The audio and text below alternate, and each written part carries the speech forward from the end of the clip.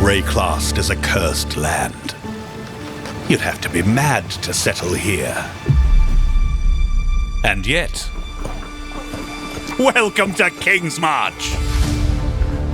It's not much yet, but with your help, we can erect the greatest city Rayclast has ever seen. We'll need resources and savvy planning.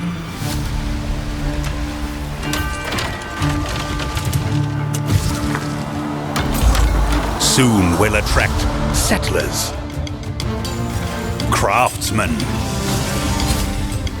fortune seekers, and of course, pirates.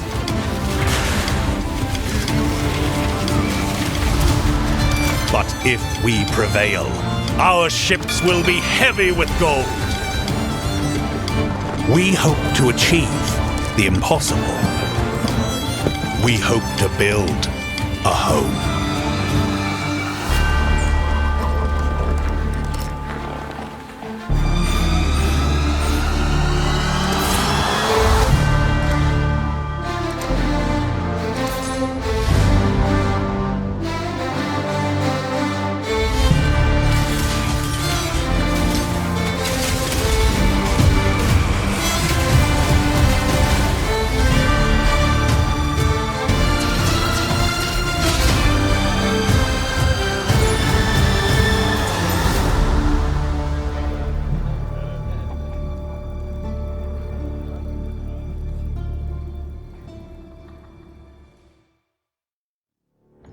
In Path of Exile Settlers of Kalgur, you will encounter some familiar faces from the Expedition League.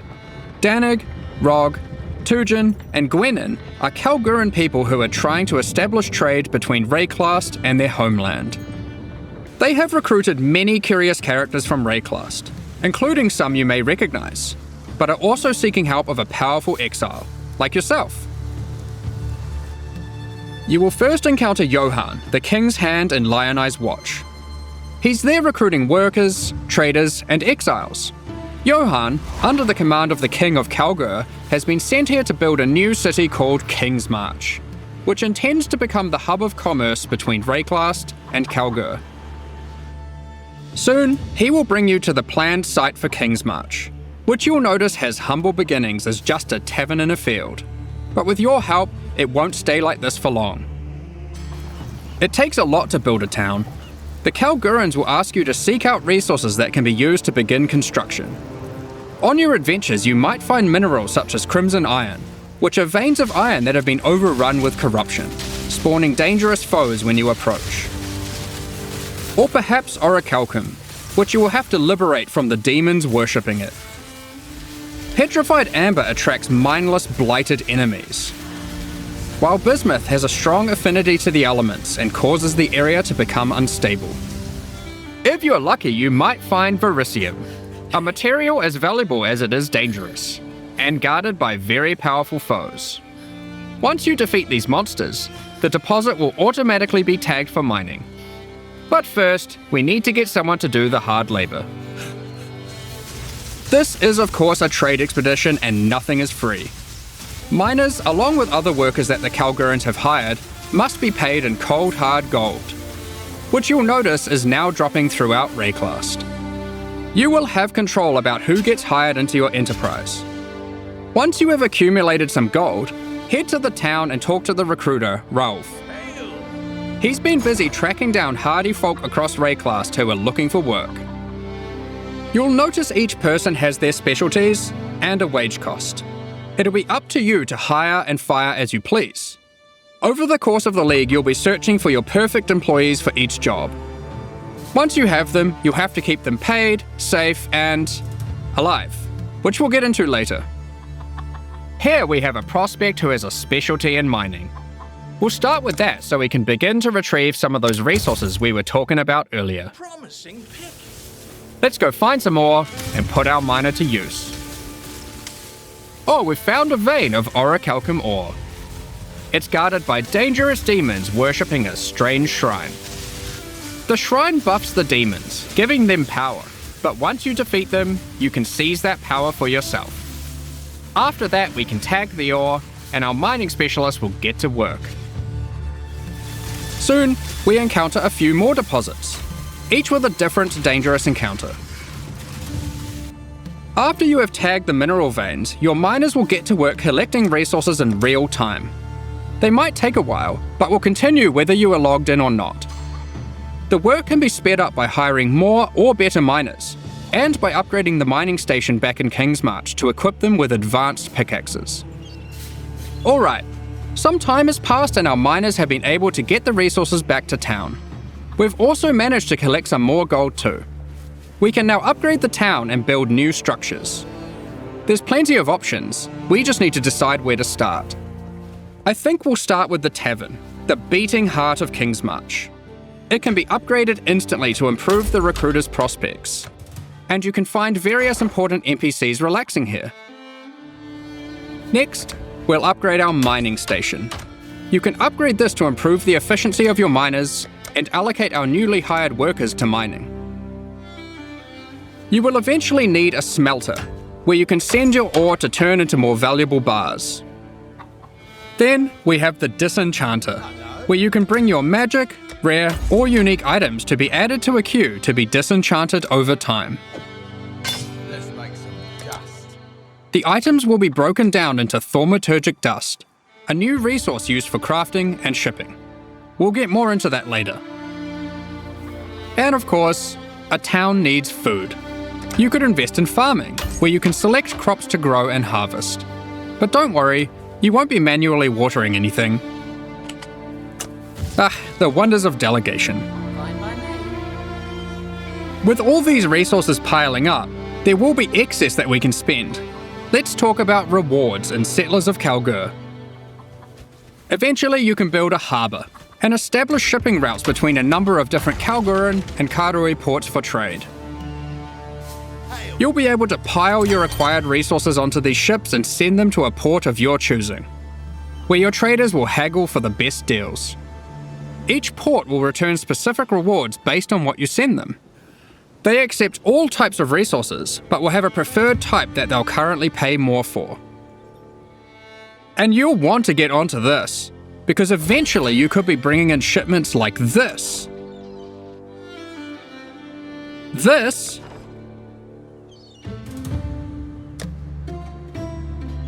Or even this.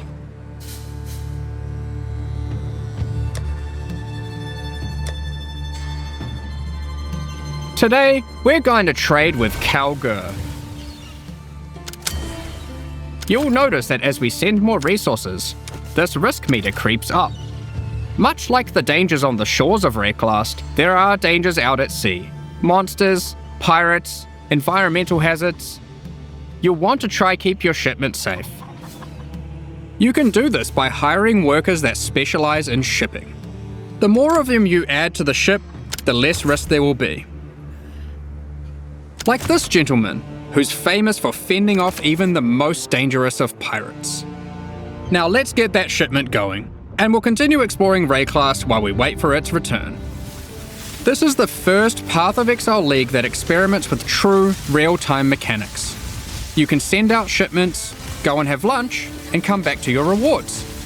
Many mechanics in the League work this way, so you'll always have some ongoing project or outcome to look forward to. When your shipment has returned, or met its demise, you'll get notified, and at your leisure you can return to the town to collect your rewards.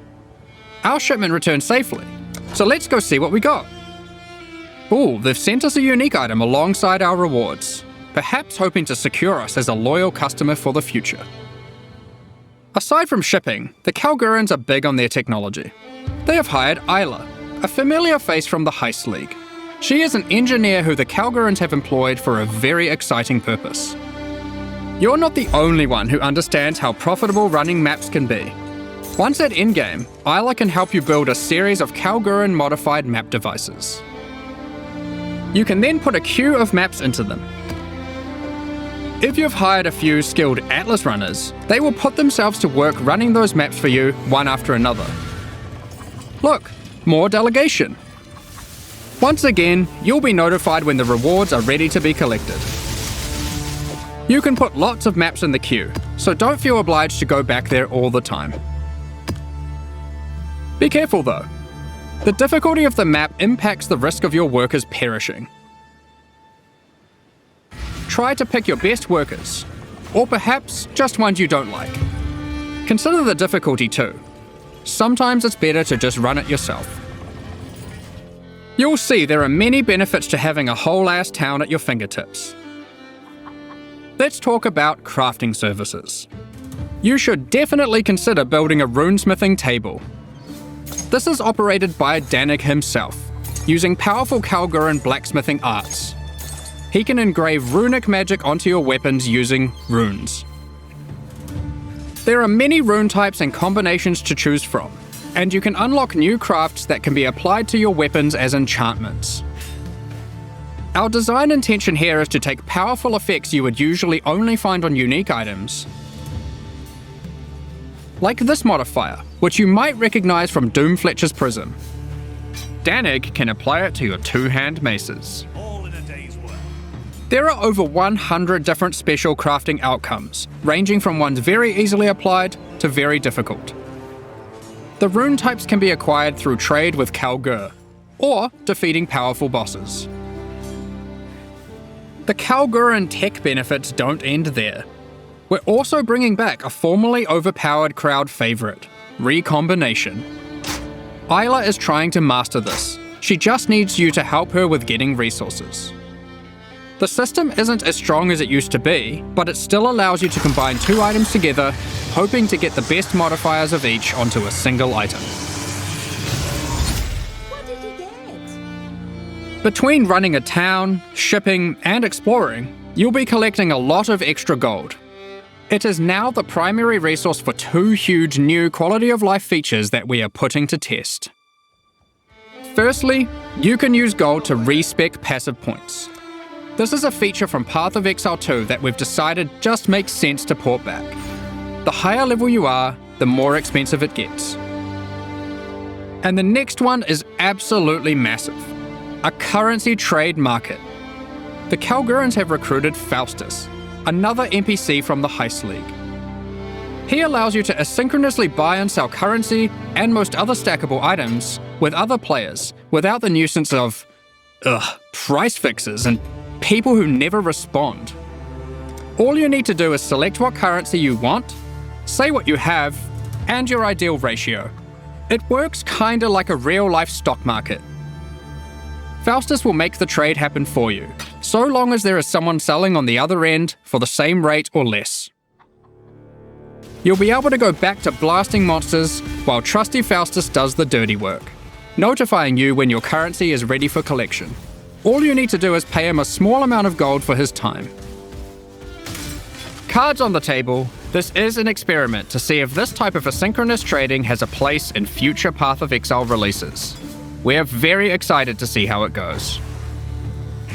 Now, given that Faustus is an expert in black market trade and shady deals, he also provides another service, offering items for gold. The items will generate with random rarity, and on average the modifiers on them are better than normal. This can be a very nice way to get some targeted items during the campaign. For serious crafters, it can be a great starting point for making those elusive, specific endgame items, which perhaps you could take to the runesmith afterwards. It's worth noting that you can invite Faustus to your hideout, where he will always be available for respecking, currency exchange, and black market items. As your town grows, it will attract more attention, good and bad.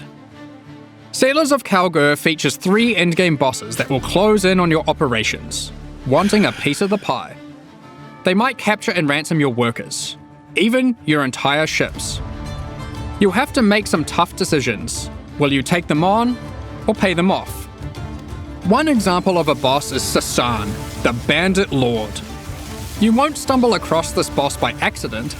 Instead, this unsavory character can come into your town at night and take your Atlas runners hostage, holding them for ransom. What happens next is up to you. Perhaps you'll refuse to negotiate with bandits, leading to a fight to defeat Sasan and rescue your workers. If you're not up for the heroics, you might simply pay the ransom in gold.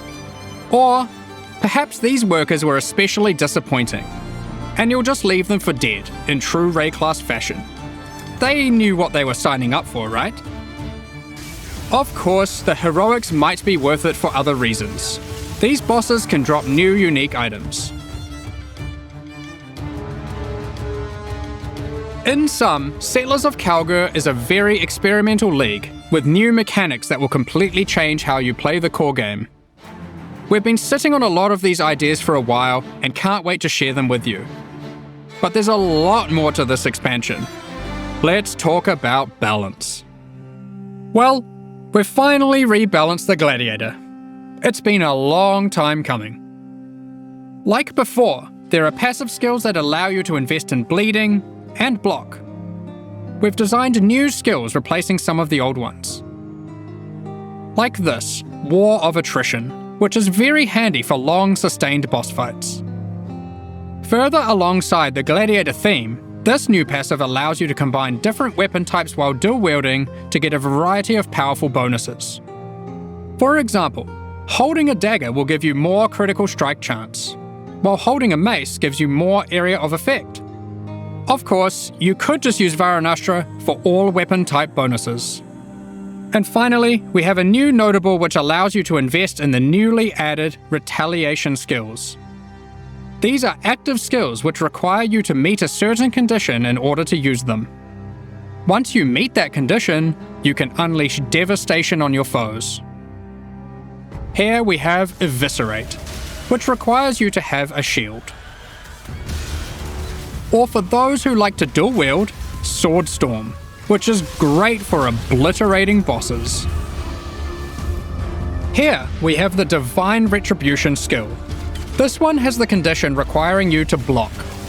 You can then unleash a devastating spell, causing lightning bolts to strike the ground in an X shape around your target location, doing huge amounts of damage.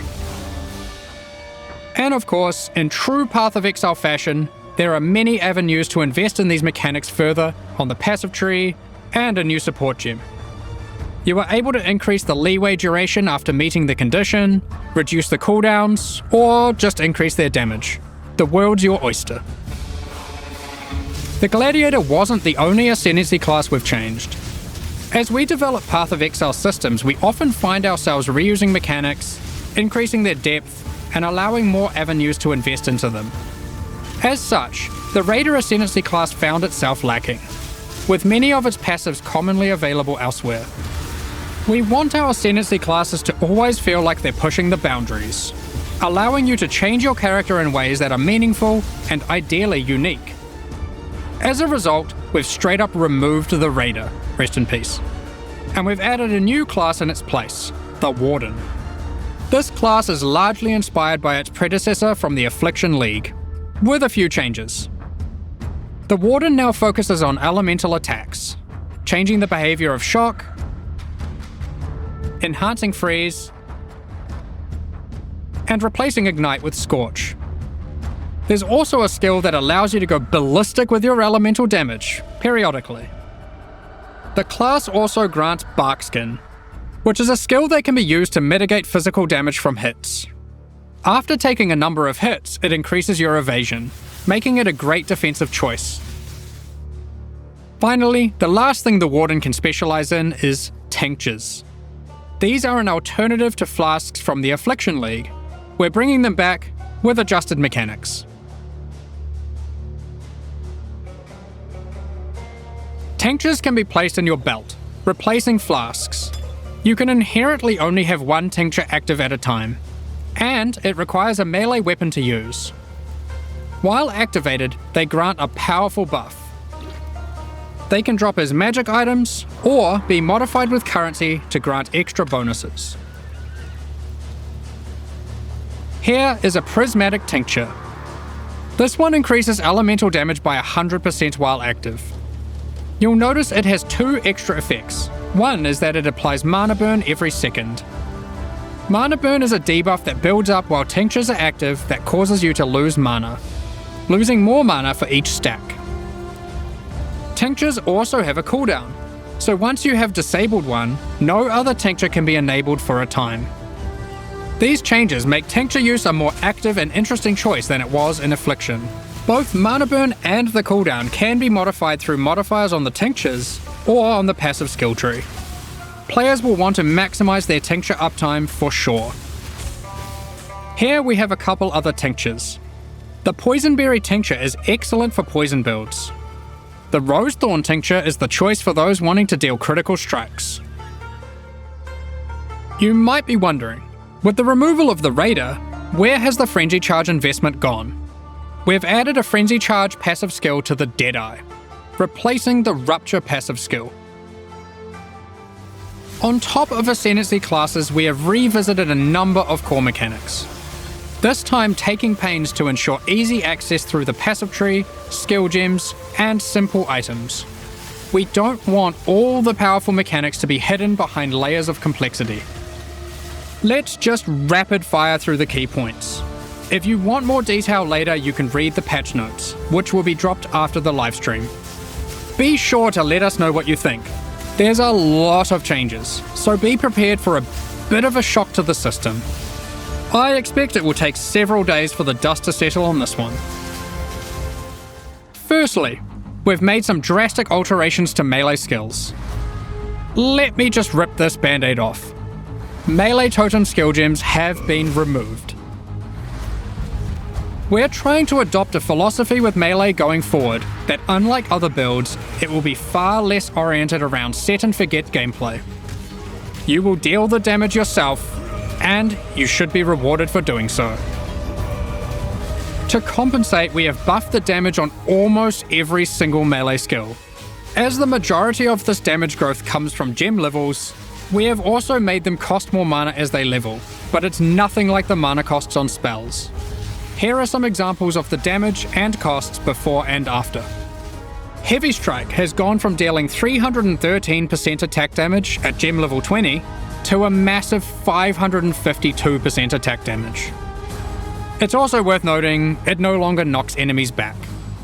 And Sweep has gone from dealing 281% attack damage to now dealing 664% attack damage at gem level 20. These are just two examples, but the majority of melee skills are now dealing approximately 75% more damage at level 20. Of course, with melee comes close proximity combat, so you need some good defensive options. New base types with higher defensive values will now drop throughout the endgame. As you reach yellow, red, and purple maps, you can expect to find higher tier base types in each. For example, Val Regalia and Hubris Circlet are no longer the best in slot items for Energy Shield. There are new base types that surpass them. Combined with some quality changes, which we'll talk about soon, you can now get better items than ever before in these slots. To compensate, we have reduced the amount of flat evasion and armor from the Grace and Determination auras, but overall, you're getting more defenses than before. On top of this, we have buff life modifiers on magic and rare equipment. You can now get as high as 189 additional maximum life from a single modifier on body armors, and more on other slots too. Kaum's Heart has also finally been restored to its former glory and once again grants plus 1000 to maximum life. I mentioned quality.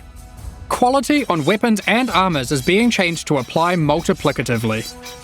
In other words, weapons with full quality will give 20% more physical damage, and armor with full quality will have 20% more local defenses. For melee, this will mean a damage increase for almost all builds using physical damage attacks, and it will mean more evasion, armor, energy shield, and ward for all builds.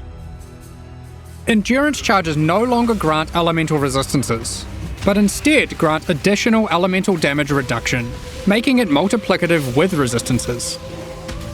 You can now get 4% per charge, alongside the existing 4% physical damage reduction. To compensate, we have made some changes to the Juggernaut, and various unique items like Eternal Damnation. You can get more maximum resistances from the tree, specifically around the Marauder class start. These of course can stack with the new elemental mitigation from endurance charges. On top of this, duels can now roll maximum elemental resistances as modifiers. Since we're making elemental mitigation more accessible, we've heavily reduced accessibility to physical damage taken as chaos or elemental damage. Those stats are still around, but you should not expect to be getting full conversion anymore. All block passives have been buffed, so you can now more easily achieve block cap from just the passive tree. The Keystone Versatile Combatant has been improved to have less of a penalty to maximum block. A number of Life Leech passives have been buffed to generally allow for more acquisition of maximum leech rate for life. Vow Pact has been reinstated to its former glory for instant life leech, but only for melee. We've reworked Flesh and Stone. Previously, this buff skill granted Maim and Blind, depending on the stance of our character. Now, while in Sand stance, the skill simply provides damage mitigation, becoming more effective the closer you are to enemies. While in Blood stance, enemies will take more physical damage the closer you are to them. This skill will now greatly favour melee or close range gameplay. Given we're doing a Kalgurin League, Ward has also received a bit of attention. There are new uniques that grant Ward, and the base restoration of Ward is now faster. To compensate, Olroth's Resolve has been nerfed, but Ward loop builds will still be possible. Anyway, that was most of the purely defensive changes. Now let's look at some of the offensive and utility-based ones. There are more and better ways to deal with mana as an attacker on the southern hemisphere of the passive tree.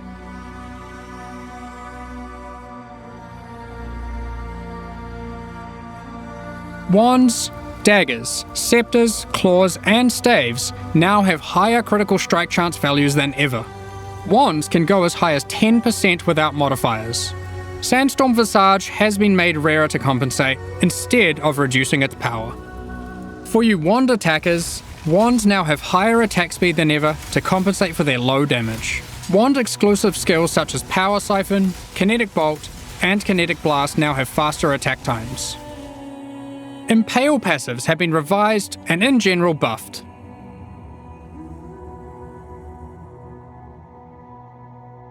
The buffs granted by Warcries are now simpler but more significant, and more universal to builds. They also now apply to allies by default. Banners have been reworked. Instead of having a reservation cost, they are now free. However, they don't grant a permanent buff. Banners now need to be placed for the effect to be active. However, once placed, they are far more powerful than before. Additionally, there are new ways to prolong the effects, and more ways to invest in them than ever before. Rage has been made more fundamental and discoverable. Rage is now multiplicative attack damage, but no longer inherently grants attack speed or movement speed. It has a new cap, and you can find many new passive clusters that allow you to invest into the mechanic. The goal is to make Rage more powerful as a baseline, and less gated behind the use of specific unique items and ascendancy classes. Berserk has been nerfed, just so you're aware. We have changed how bleed works too. You can now find aggravated bleed on the passive tree. When applied, all bleeds on the enemy will deal damage as if the enemy is moving, for the remainder of their duration. The skill Ensnaring Arrow no longer interacts with bleed, so no more will you have to apply bleeds and swap to a bow. You can now achieve the same result using aggravated bleed passives without the annoyance. Rupture from the Deadeye has been turned into a support gem. We've added the new Overexertion support gem, which highly favours slam builds. Now, it's time to look at a hot topic, Magic Find. In the Settlers of Kalgur expansion, we are going to be removing item quantity bonuses from all character items. This will not affect existing items in standard leagues. Magic Find is intended to be another axis on your gear you can scale once you have achieved the power you want. With item quantity being only available on unique items, this meant if you wanted to get the most out of it, you had to be playing a very specific build. We still want people to be able to invest into Magic Find, but now only through item rarity. This can be obtained on a number of rare item slots, and by a much larger number of builds. What about Ventor's Gamble, you might ask? Here it is now. This is one of the biggest balance patches we've ever done. I can't promise that existing builds will all be safe. Even we aren't able to predict all the outcomes here, nor have we even gone into every single change, just the major ones. I don't know, man. Balance is hard. But the sheer number of new, viable options is exciting, especially for Melee. And we're determined to drag the game in a better direction. Be sure to read the patch notes after this, it's going to be a ruckus. In 3.24, we overhauled the in-game experience by introducing a new tier of maps and reworking scarabs. We want to continue to improve these systems and introduce more exciting in-game content every league. 3.25 is no exception. Let's check out the myriad of changes coming in Settlers of Kalgur. First up, we are changing many scarabs. We won't go into too much detail here to avoid getting lost in the weeds, but here's a few new ones. Be sure to check out the patch notes after this for more detail. We've also added an additional map device slot, which will be unlocked upon completing your first 10-way Maven encounter. This simply allows for more combinations of scarabs in maps, resulting in more difficulty and more rewards. This is on top of the existing additional slot that can be unlocked by completing your first Tier 17 map. There are now 6 map device slots in total. You might have seen our teaser, where we revealed we'll be adding new special encounters to the endgame. One such encounter is the Nameless Seer, lurking in Tier 16 and 17 maps. This NPC will give you a selection of unique items, and you can pick one for free. In Tier 16 maps, he now has an additional feature, where you can scry a map. This allows you to swap the divination card drops of the current map with another map on your atlas. Just one caveat, you cannot have the same map be in multiple swaps at the same time. If you want to undo your choice, you can use a scouring orb on either map on your atlas. We've also made some updates to a couple of leagues. Blight has been updated with some atlas passive skill changes, and double anointed amulets can now drop in Blight Ravaged maps. We've also introduced a new type of oil that can only drop from Blighted and Blight Ravaged maps. Ritual has also been updated. You can now find one new and many reworked base types, new unique items, corpses you can use to raise as spectres, and occasionally a fragment, granting access to the King in the Mist's boss fight from the Affliction League. He will drop a number of unique items that were familiar from the league, but not that which was taken, as it is now that which was taken away. However, he now drops a different modular jewel that you might recognize from the Necropolis League.